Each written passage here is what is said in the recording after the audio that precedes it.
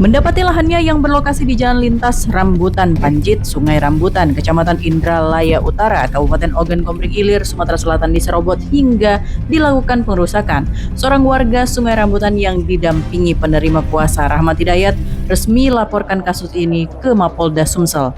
Laporan pun diterima dengan LP garing B garing 1136 garing 2026 garing SPKT garing Polda Sumatera Selatan.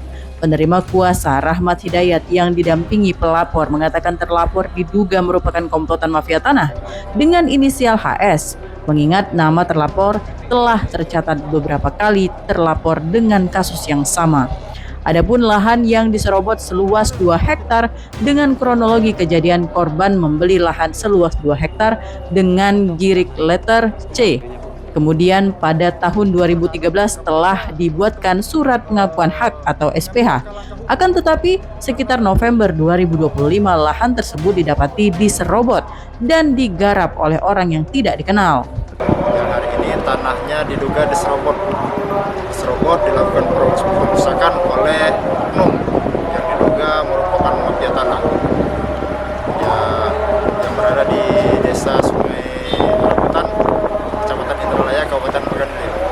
Berapa luas lahan yang diserobot itu? Luas lahan yang diduga diserobot ini kurang lebih 2 hektar. Modusnya mereka ini melihat lahan ini kan dilihatnya udah lama tidak ada yang garap, jadi mereka ini datang ke lokasi membawa alat sejenis ekskavator langsung menggarap dan memasang pelang. Udah berapa lama lahan itu diserobot? Dari November 2025. Kan kondisi lahan itu sekarang gimana? Kondisi lahan itu sekarang sudah dibuatnya kanal keliling sehingga warga kita ini, ibu kita ini tidak bisa menggunakan lahan miliknya.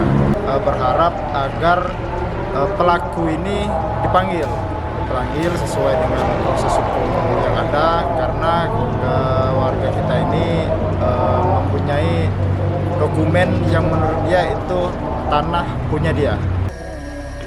Laporan telah dibuat dan berharap agar kiranya pelaku segera dipanggil pihak kepolisian yang dalam hal ini Polda Sumsel.